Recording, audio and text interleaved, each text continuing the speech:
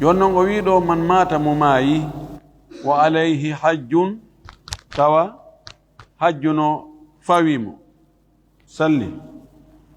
har hajju no fawimo hajju no waɗɗimo o maaya ada o hajjude o inni man mata wa alayhi hajjatul islami mo maayi tawi no fawimo hajjul islam on ɗum ko hajju arano ngun hajju farillawo ngun tawi timmi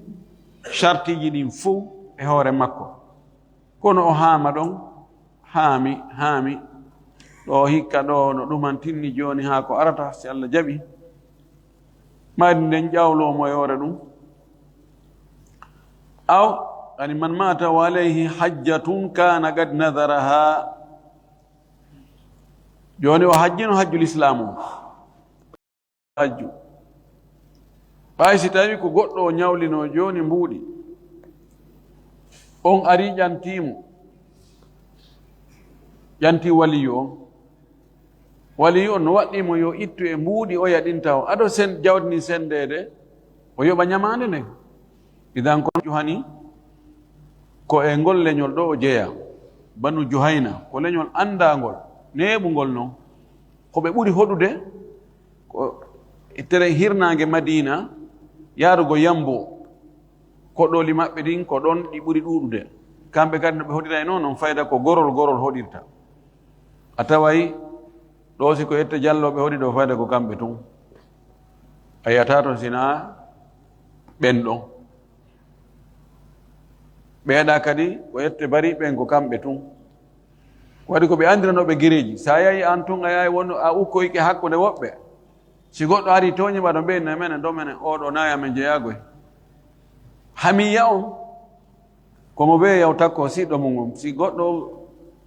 o wi o yana e makko ɗo mbeyna nono oɗo ko siɗɗo amen ko baba goto amen ma ko ɗum ɗo ɓe waɗa ɓe defandaymo ko noon ɓe hoɗirno oɗo sonnajo jaaɗo e ngol leñol ɗo ja'at ila nabiyi sallllahu alayhi wa sallam fa qalat o ari kanelaɗo o wi'i inna ummi nadarat an tahujja wa lam tahujja hatta matat o wi nene an fodino Allah hajjugol kono o hajjali ha o maayi afa ahujju anha ene yomi hajjanmo qala nelaɗo maaki o jaabi na'am hihi hujji anha hajjan nene ma ngu hajju ngu o foduno o hunnali o addani mo noon fiino o faamira moƴƴi ɗo so hattin ɗo tugare no lanni kono fiyo ɓeydu convaincugol mo o wi ara ayti ndaari law kana ala ummiki hara nun no e hoore yumma ma dayni he nene ma no joganinomi koye ha sabakari o yoɓay ka bidun shak o wi iqdullaha yoɓe allahu ñamande makko fallahu allah ahaqqu bilwafa'i kanko ɓuri handude e timminanede yoɓede alwafa ko yoɓugol waffahu o yoɓima o ha timmi o jonnitima ko makko ha timmi allah ɓuri handude e jonnitede haqqe mum ha timma rawahu lbukhariyu ko filli o hadis ko imamu lbukhari ko ɗo karma ko ɓe go ƴetti wonde si neɗɗo maayi tawi zakka no fawimo hewtino ka o ittata zakka on o wi a haami o maayi o ittali zakka on ko zakka on taw yaltinte si ñamale yimɓe ɓen fuɗɗe yoɓede ɓe ƴetti ɗum ɗo enen maaki ko Allah ɓuri handude e yoɓitede ñamande mum nden oɗo hadis ko no tindina wonde si neɗɗo maayi no jogani Allah ñamande jawdi ma hajju ma korka aray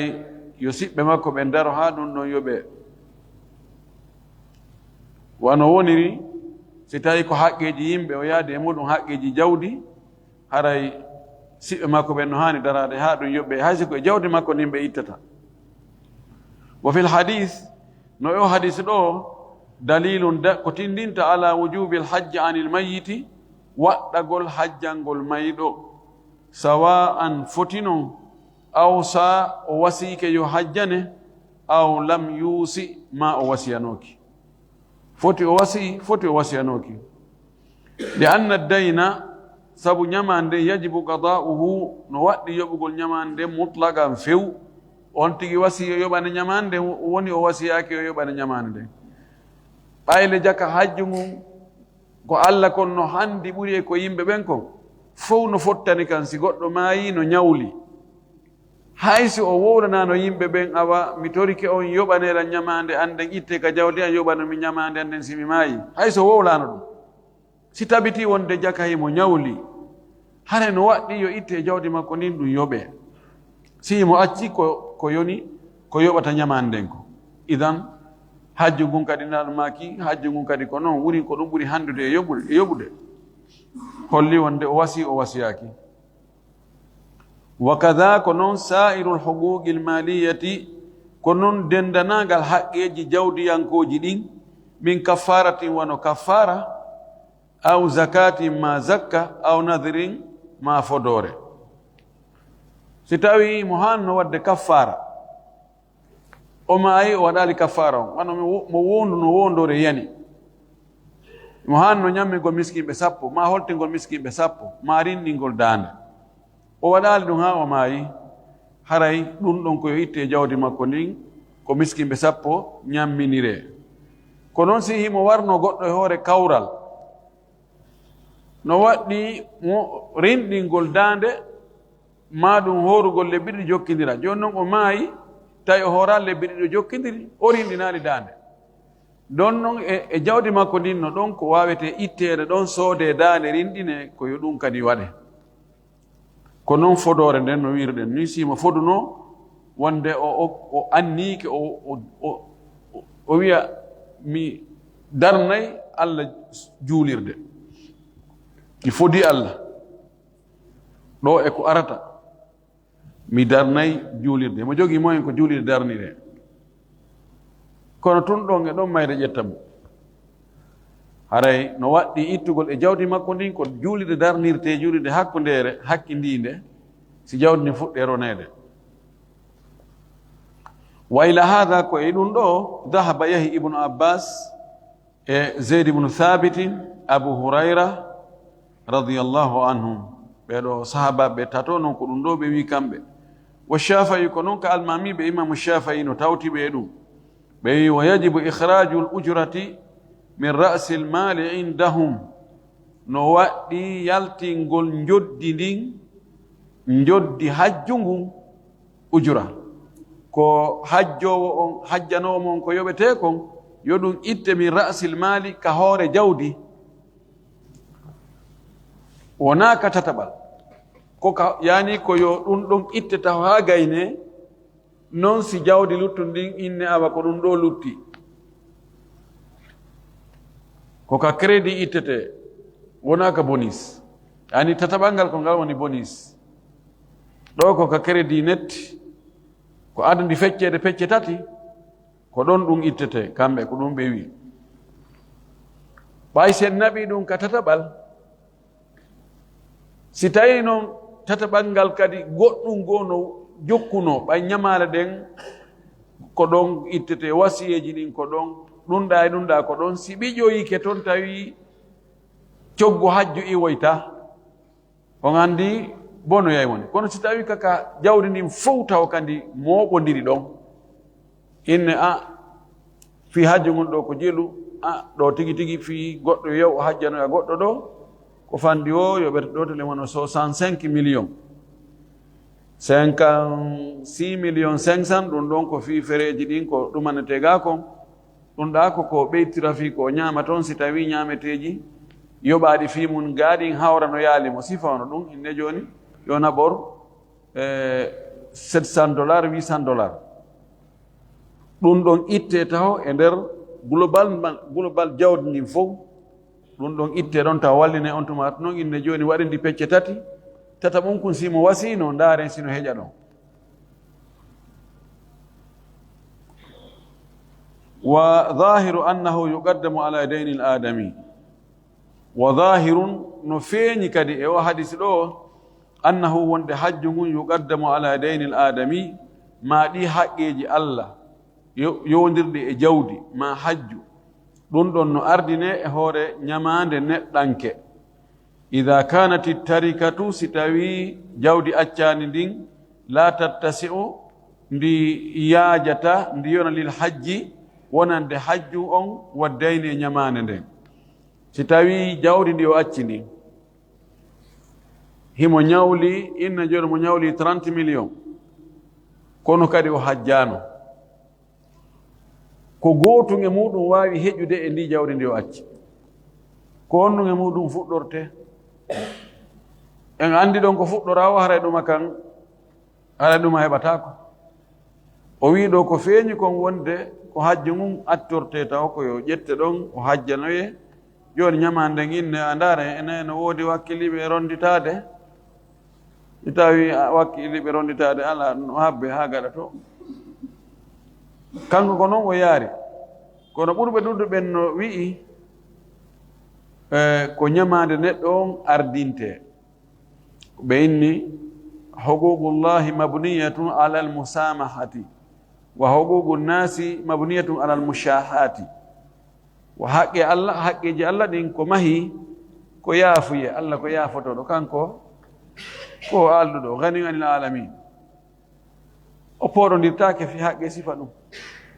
neɗɗo on noon haqqeji mum ɗin ko mahi ko wigol mi hettay ɗum ɗo mi accata few ko ɗum anda neɗɗo aray ko ñoranagol haqqe muɗum min ɗum ɗon mi ɗum ɗon ayata hande mi wata ɗo mi hettali ɓayni ɓay ko ɗum ɗon neɗɗo kañum no jogii tama o wi ha fi jawdi yo fuɗɗore kanko wa ɗum ɗon ko li qawlihi sallllahu alayhi wa sallam sammaku laɗo ka o maaki fallahu ahaqu bil wafa so ndaari o jumla ɗo in allah wi ko kanko nelaɗo maaki ko allah ɓuri handude e hunnanede taw en jaw e innayi ko haqqe allah on taw ko ɗum fuɗɗorte si haqqe neɗɗo on heedine ɗon wa qala malikun imam maliki maaki kañum innama yuhajju anhu ida awsa andu neɗɗo so o maayi o hajjanama wo si o wasiino wonde so o maayi yo hajjane amma o waaliki o maayi o wowlaali fesfi yo hajjane hay so o hajjoyano en tertoto ɗon amma ida lam yusi fala yuhajju anhu amma so wasiyanoki o hajjantake li anna alhajja sabu hajju ibaratun ko dewal galaba fihi janibu lbadaniyati ko fooli kon e ngal dewal ɗo ko golle ɓandu fa ida awsa hujja min athuluthi so wasiike oy fala yaqbalu niyabata afan fala yaqbalu niyabata jaɓata lontal fa ida awsa hujja min athuluthi so wasinoke o hajjane itte ka e nder tataɓal jawdi makko ndi si heƴi ɗon awa si heƴali ɗon ɗe tataɓe ɗiɗi luttuɗen mematake kanko imam malik ko ni o yaari wo hajju ko dewal ko ɓuri ɗuuɗude kon e hajju ni hajju no hawtiti dewal jawdi e dewal ɓandu goɗɗum ngo ko mbuuɗi gollata goɗɗum ngo ko antigi ɓandu ma ndun gollirta versement ji ɗin ɗo fi billet avion e logement ka wonete madina e makka e transport nder ton iwoygol madina yaha makka iwa makka yaha mina iwa ɗon yaha arafa iwta ɗon arta muzdalifa iwta ɗon arta mina iwta ɗon arta makka iwta ɗon arta jidda in transport ji ɗon ɗum ɗon fof ko mbuuɗi o wunu ndu mina plus ɗum kadi ko mbuuɗi feere mina plus joni ma ndasi ko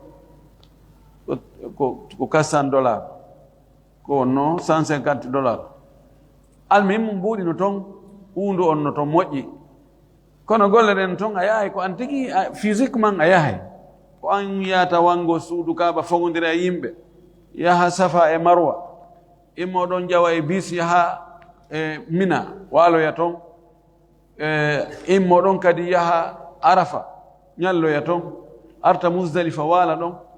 arta mina yaha bugo jamaraje ɗen seppa yaha seppa arta telen 5 kilo yawgol argo wona noon golle ɓanduɗen fayde ko ɗum ɓuri ɗuuɗude edi financement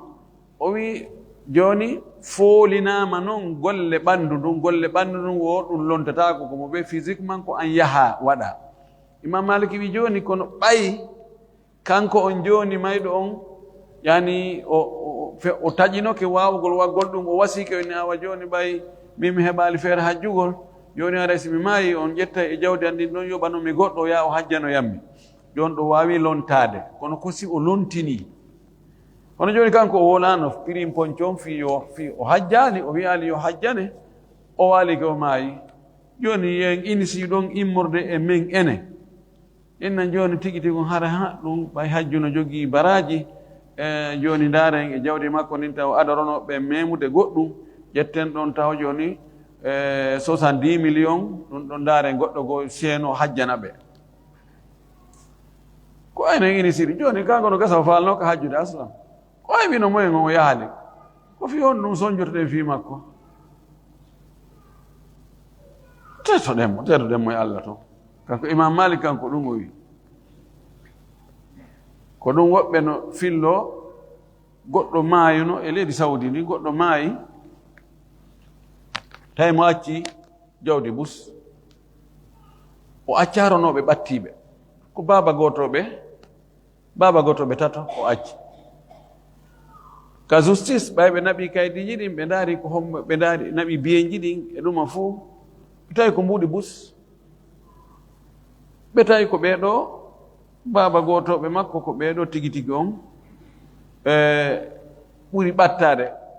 ala goɗɗo go nene ala baba ala ɓeygo ala ɓiɗɗo ala nena goto baba goto ala ɓe noddiɓe ɓe inni are ɗo ka justice nokku kaari ɓe sikkita o ko tana ɓe hewti ɓe inni ko o musidɗo mon fatinoɗo min daari ɗo min tawi ala ronoɓe sina ono donc himo acci ɓe daari ga biyenji makko min tawa mo jogui ɗum ɗo e ɗum ɗo joni ko onon sendante ɓe sendani ɓe ɗon goto kala heeɓi ko fandi o tele wano $30,000 ha yeeso to goɗɗo mi anda ko juge jon inisi indi joni faala o ɓay o acca ɓiɓɓe hay ko du'anomo e ɗuma joni mo beyo itta ɗon seeɗa e geɓal mum ngal ndaren no darnane mo juulirde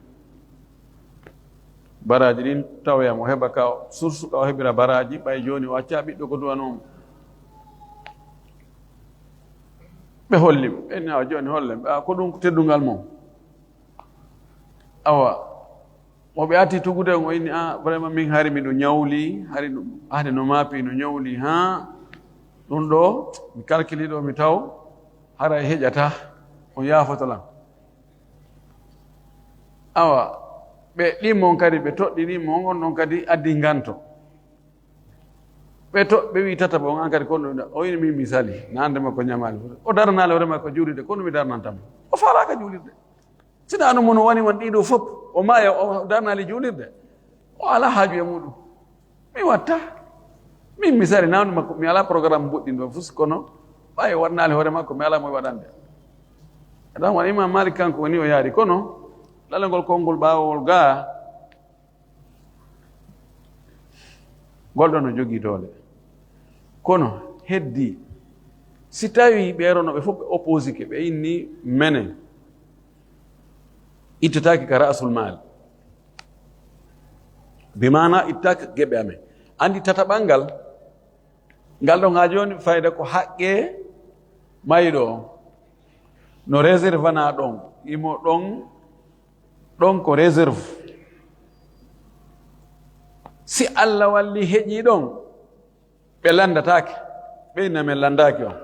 joni min ittay ka yani jawdi feccete pecce tati ɗiɗi jeɗen ɗe ɗo ko ono ngal tataɓal ɗo ko ɗo min woni darde si tawi mo ñawli itte ɗon si ɗum ɗo ala si tawi ɗum ɗo no yona ko hajjire goɗɗo hajjiranama ko ɗo min woni ittude min landaki on kono si tawi heƴata ɗon ko be memoye ngel maɓɓe ngel to ɗo ko ɓeɓe lande si ɓeɓe wakkilaki haray ala to oɗon noon ɓuri sellude. Naam ɗo woni jamɓo hakkunde konnguri ɗin ɗon ɗiɗi. Alhajju anil gayri, hajjangol goɗɗo. Man istataa sabila ila alhajji summa ajiza anhu, mo taganama laawol fi hajjugol kono o ronki hajjude bimaradin sabu nawnare aw sheykhuhatin ma nayew, haray lazimahu waɗɗike mo ihjaju gayrihi, o hajjingol goɗɗo goo anhu fi makko, o yoɓangol goɗɗo o yo hajjanoymo. Ihjaju a hajjahu, o waɗimo yo hajju, yo waɗu goɗɗo on hajja fi makko. Li annahu aysa min alhajji bi nafsihi li ajzihi, sabu kanko o taƴike o hajjangol hoore makko sabu ronkugol ngol ko nawnare nde o tañinaki ndikkay, wiyama nde nawnare ɗo o ndikkatama, o paralysie mo waali ko habbi ko lajal, oɗo taƴike wawugol waɗangol hoore mum. Ko noon nayew, so o nawi nayew yata wonde hari ko nayejo hanki, kono hande alhamdulillah o won tisuka en mbay yetti Allah ala. Joni ɗo ko taƴiɗo haray ko honɗum luttani mo, ko ittugol mbuuɗi jonna goɗɗo inna yaw hajjanami. O wi fasara o ɗo wonti hande kadi wa'i kalmayiti wa mayɗo, fayanubu anhu gayruhu, goɗɗo goo no wawi mo lontade waɗa ko waɗayno kon. ɗo kadi Imam Malik ne jogii konngol wonde si on tino wuuri o hajjantake,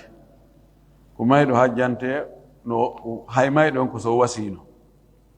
Kono en yi'a joni ko honɗum hadisaji ɗin kadi holli ɗum ɗo. O wi wali hadithi al-Fudayl ibn Abbas, Fudayl ibn Abbas aw afan al-Fadl, wali hadithi al-Fadl ibn Abbas, حديث الفضل ابن عباس في اللي أن امرأة من خثعم صناج جاء بني خثمائية قالت أوئي كانكو صناجون أوئي يا رسول الله كأن ينالاد الله إن فريضة الله على عباده في الحج تبتي وند فريل الله مؤفر لإهور جاء بمكو بين في حجوغل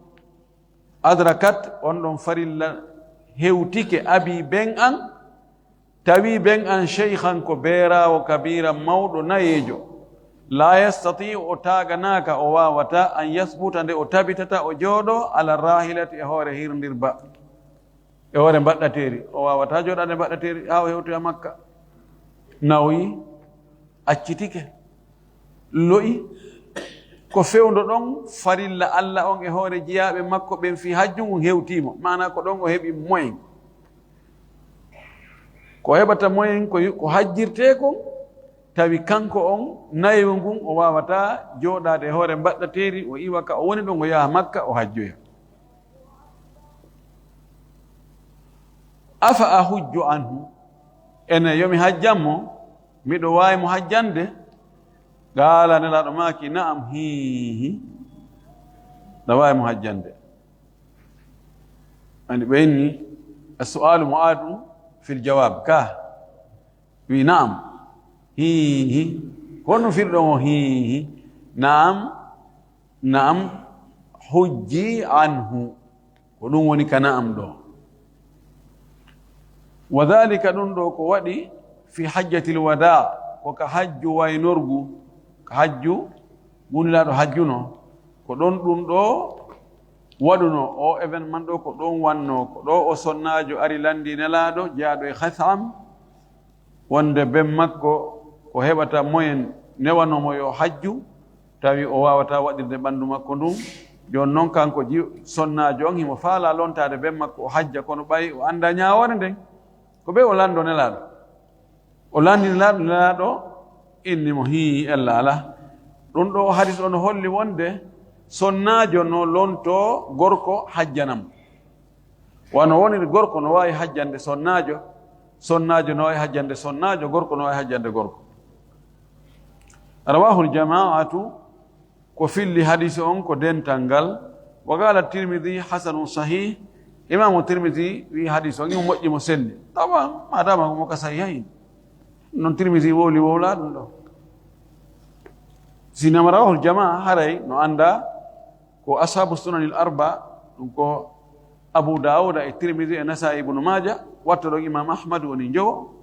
e imam al-bukhari woni jeego imam muslim woni jeddo ko be don jeddo be wadi istila rawahu al-jamaa wa qala tirmidhi aidan imam tirmidhi o wi kadi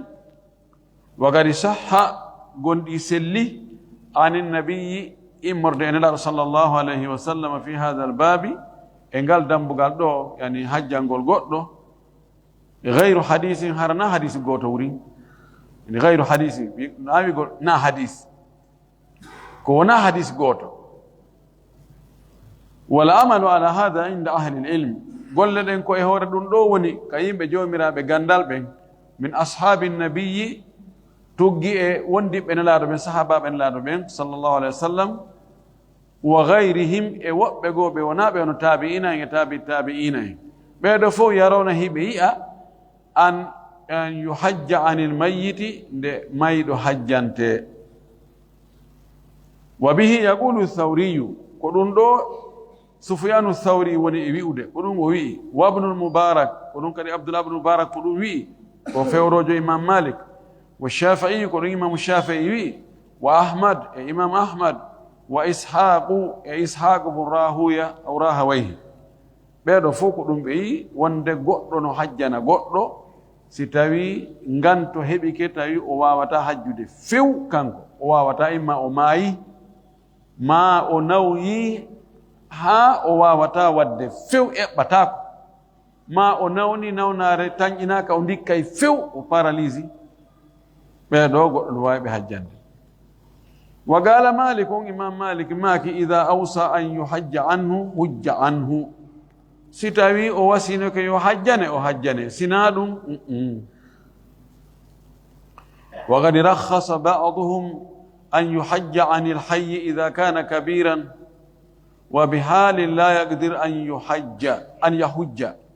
o wi yoga e ɓeeɗo kadi newni nde wurɗo hajjante si o woni nayejo o hewti alhaali tawa kanko o wata hajjande hoore makko few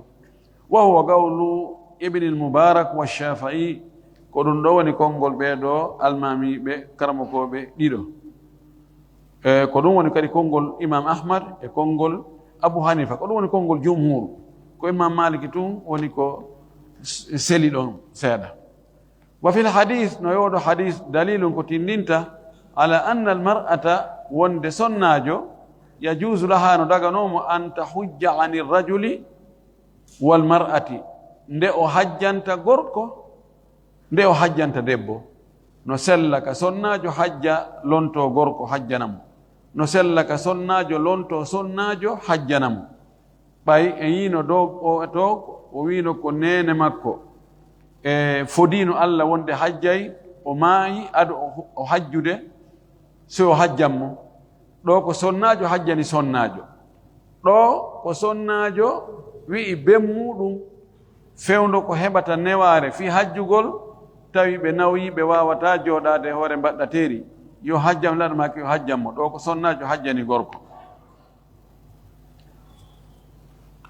والرجل يجوز له أن يحج عن الرجل والمرأة كونون كدي غوركو نو داغا نو دي حجانتا غوركو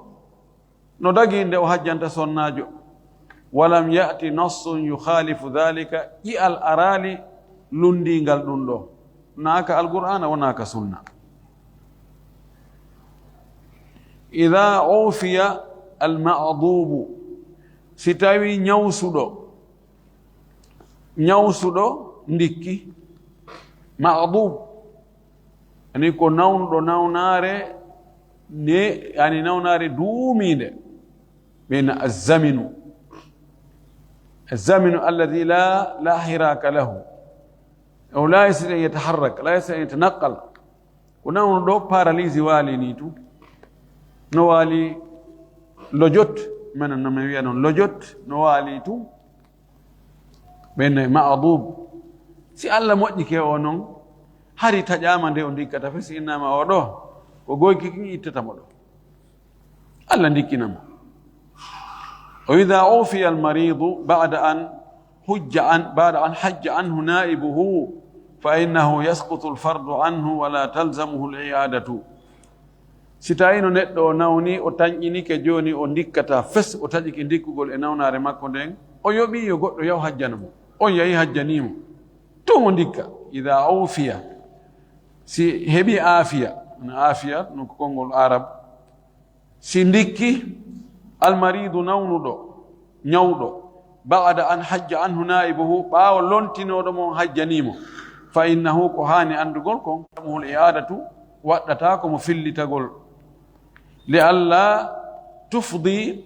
fiita ɗum hewtinoy yottin ila ijabi hajjatayni e waɗɗingol hajjuji ɗiɗi e hoore makko se wi o lontinoɗo mo hajju ko o hajjuno kon ko hajju farilla o hajjani oya o hajjiɗo o hajju farilla gasi o ndikkoy e ini ko farilla kadi yo hajjoy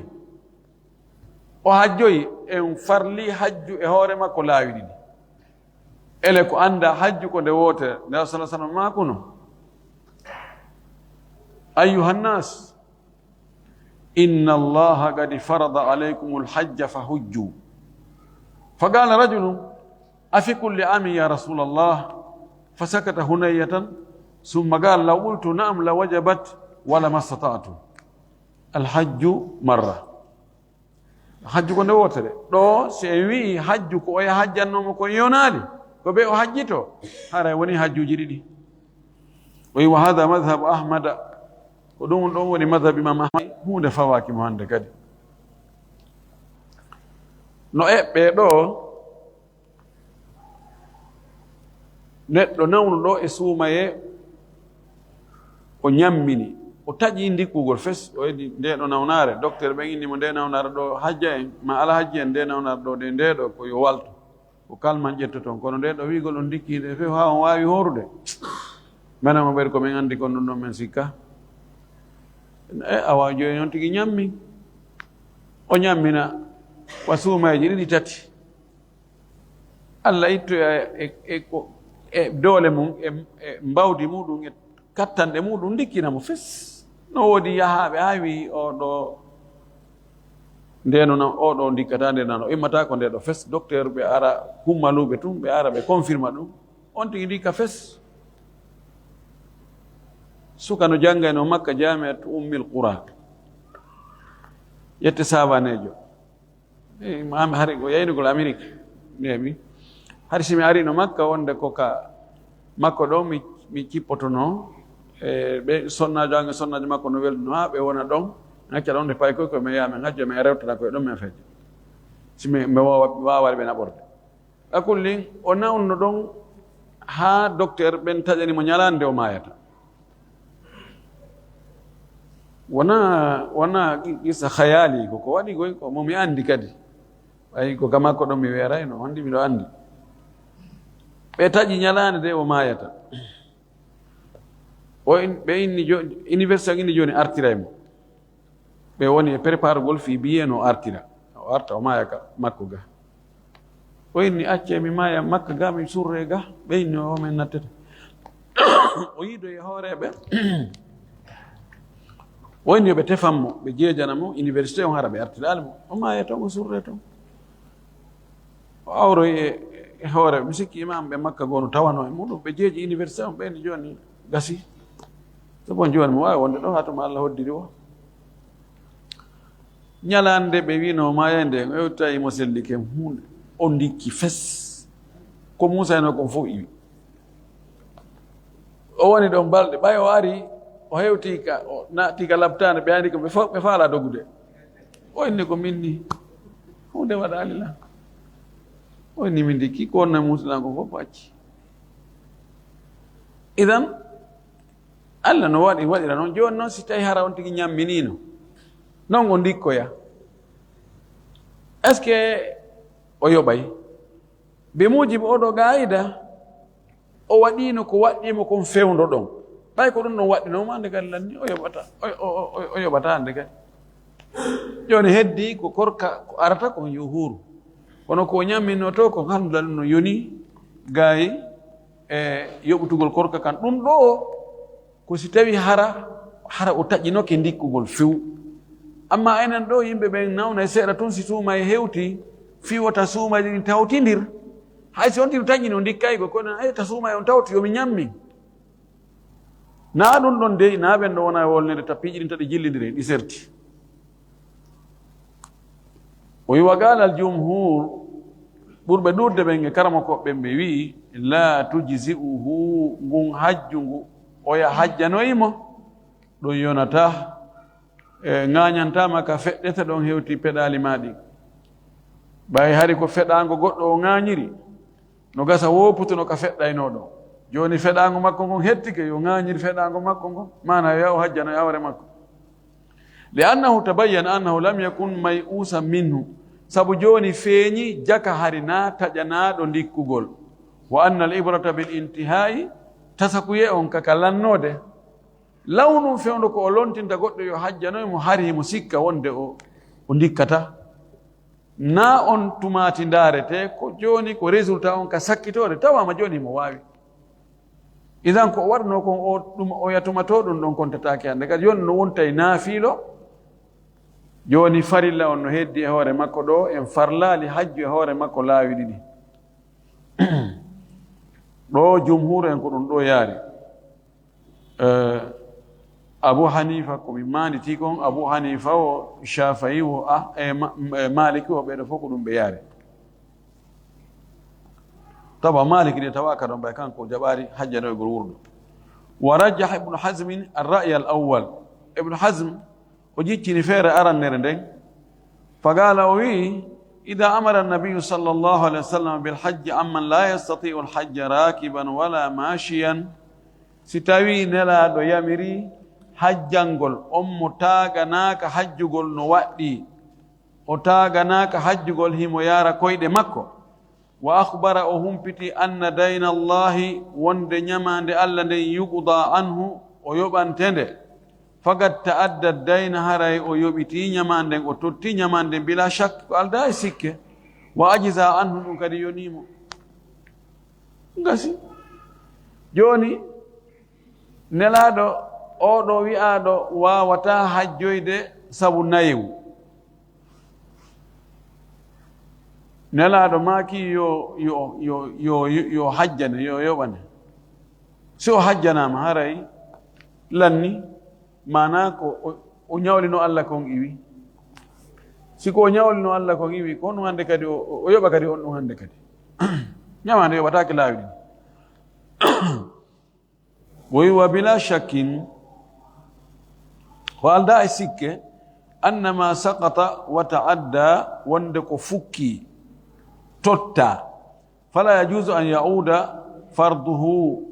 bidhalika illa binassin o wi dagata ko nde ɗum artata nde farilla ɗum on artata hande kadi si wona hara ko ƴi'al kippuɗen e muɗum wonde kadi yo awa yo hajjoy kadi ma yo fillito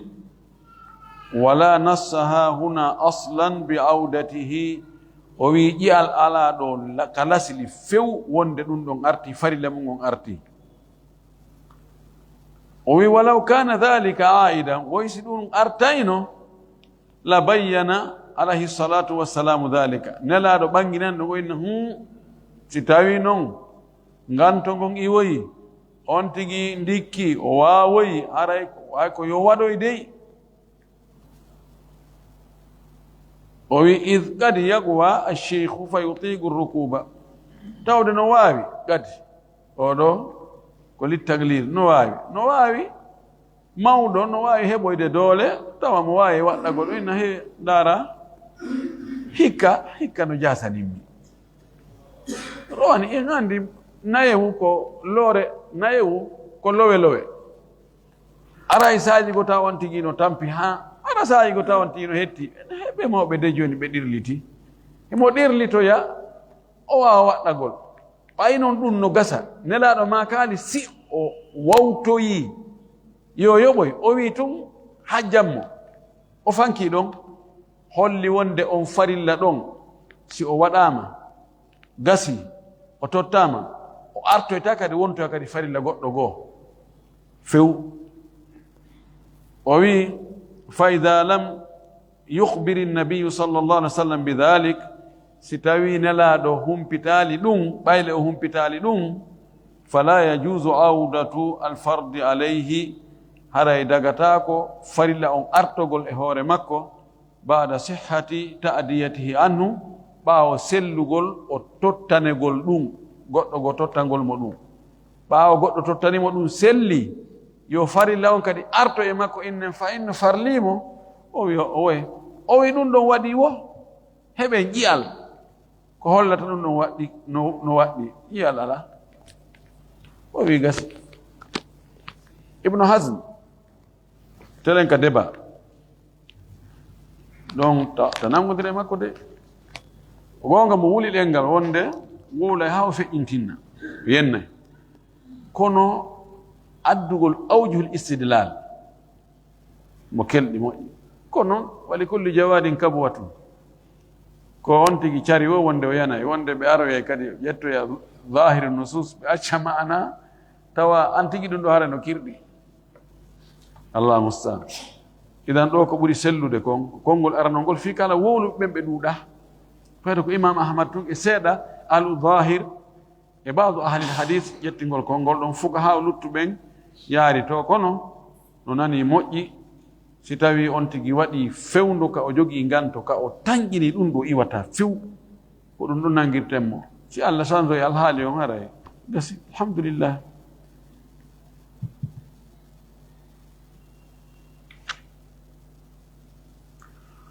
طيب شرط الحج عن الغير شرط حج عن قطو يشترط في من يحج عن غيره لو شرطنا ونن حجنا وقطو أن يكون قد سبق له الحج عن نفسه لا تطهر أدنكم كانكو حج عن قل هور مكو تو كانكو حج عن هور مكو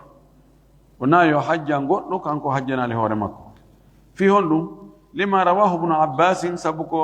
عبد الله بن عباس في اللي رضي الله عنهما أن رسول الله صلى الله عليه وسلم سمع رجلا يقول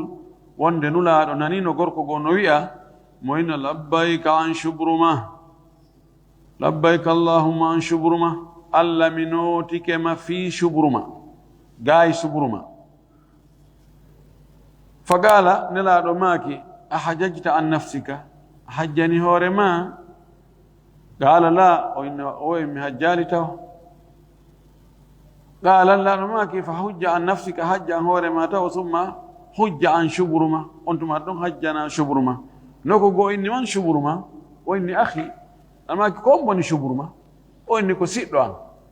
كوم من حجند واني حجني هورما تو واني اوي الله مو يالي وي حج عن هورما نو حجنا شبرمه رواه ابو داود وابن ماجه كبيرو في الحديث شيخ الباني ماك تصحيح سنن ابي داود حديث مسلم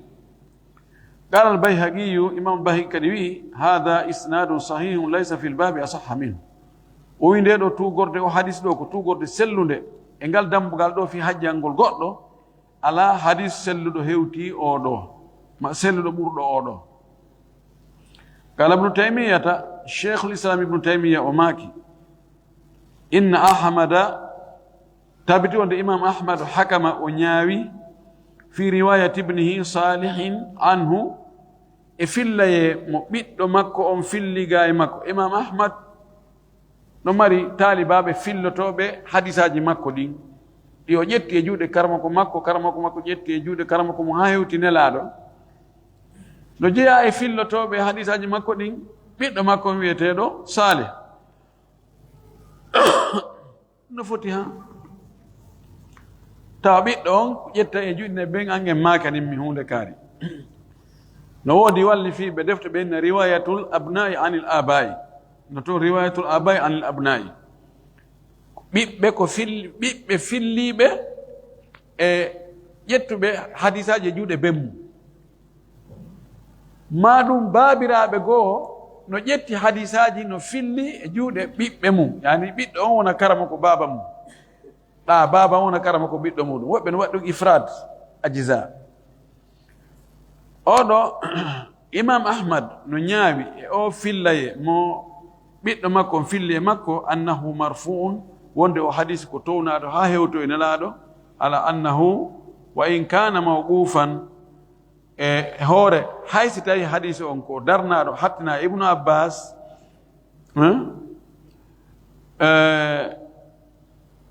falaysa libni abbasin fihi mukhalifun hay si ko ibnu abbas wowli ɗum ɗo kono haray o mara lundiɗo mo e sahaba ɓen haray ɗon kadi konti wawi wasi ko ijma fottango bimana hadis on ɗo ko o hujja sawa an e inni ko nelaɗo maaki haray ko marfu ko nelaɗo maaki ma inni ko mawquf ko ibnu abbas wowli kono ko ibnu abbas ko wowli ɗo kon heɓaki sahabajo hay goto lundiɗo mo haray woni ijma ma woni ɗo qawlul qawi konngol sahabajo so wowli tentini si sahaba ɓe nani ɓe fof ɓe fanki hay goto innade min de ɗum mi tawta ma min de nano mi famiri si andama kam ɓe andi ko yeeso maɓɓe wowli ɗum no ɓeni ko ijma o sukuti non ko hujjat jogiiɗo doole si andaka ko fewndo honde wowli ko hakkude maɓɓe wowli ka kanko ton wowli feere kono si hay goto ala sahabajo wowli ko lundi ko wowli ko ala ɗum kadi ko hujja indal jumhur mana no wayi wo no wayi ɗum ɗo ko hujja ko dalil wonde neɗɗo on ndehi mo hajjana goɗɗo ko charte wi taw hara o hajjani hoore makko taban no woodi lundiɓe ɓen o wi wa hada qawlu akthari ahli lilmi ko ɗum ɗo woni konngol ko ɓurɗurde kon e yimɓe joomiraɓe gande ɓen ko wonde charte ya hajjan goɗɗo wi taw hara hajjani hoore ma annahu la yasihu an yahujja an gayrihi man lam yahujja an nafsihi mutlaqan wonde dagatako ka hajjana goɗɗo mo hajjanali hoore mum few mustati'an kana aw la woni kanko himo taganano hajjangol hoore makko woni o taganaka li anna tarka al istifsal sabu accugol fensen nagol wa tafrigi fi hikayati al ahwal e sendidirgol ka fillagol alhaaliji ɗin dallun ala al umumi ɗum no tindina wonde no hunni qa'ida lugguɗo seeɗa joni woɓɓe goo no wi'i o faalaɗo hajjande goɗɗo mo hajjanali hoore mum si hari kanko o taganaka o heɓali moyen no hajjanana hoore makko o mara jawdi fes goɗɗo goo marɗo moyen ƴetti yoɓanimo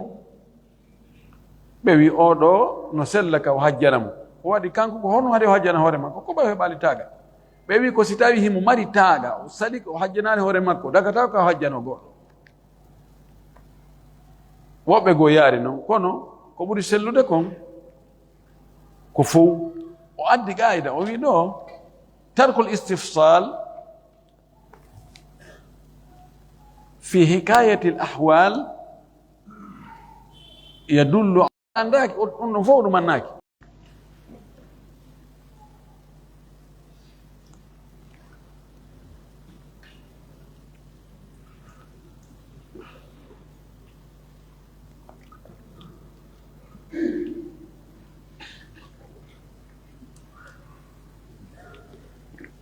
جزاكم الله خير. ايوه بنوانا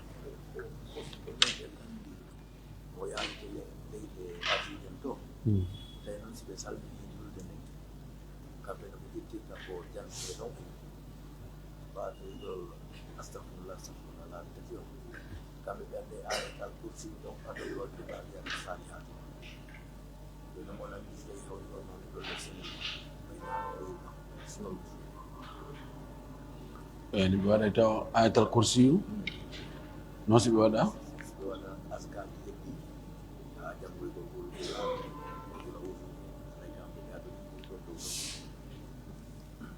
oɗo woɓɓe ko landi ɗo ɓe mo wuuri e leydi Asie ndin joni noon kamɓe toon si ɓe gayni ɓe salmini julde farilla ka adkaruji watteri ɗon kamɓe nawigol astahfirullah astahfirullah astahfirullah janga ko jangete kon tawa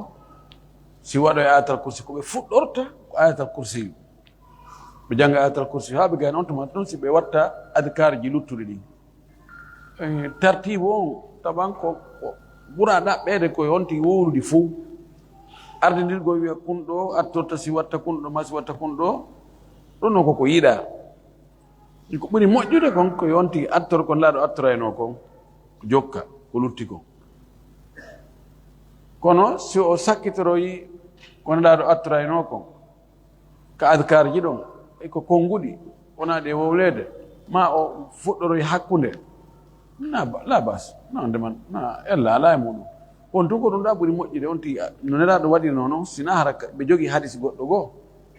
ara wonde la no fuɗɗorayno ɗum mi annda noon so tawi hara ɓe jogii hadis goɗɗo kono mi hadisaji mi anndi ɗi na ko fuɗɗorayno taw ko astahfirullah astahfirullah istahfara halathan noon so jokka ko lutti ko wano anndirɗen noon billahi tawfiq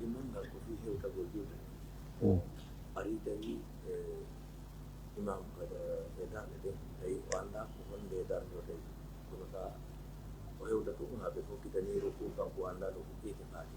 o so tawi no tawimo ɗon reytagol faati so o leetoya tawa o leetoyeyde ruku o si o taƴayi o tawta ɓe tawi hoɗi gonno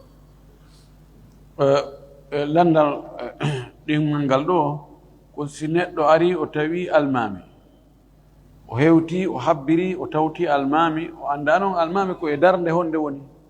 ko arnere ko ɗimmere ko tammere ko nayɓere o anda o hewta o habbira o fuɗɗo fatiha o yaha seeɗa tun almami waɗa ruku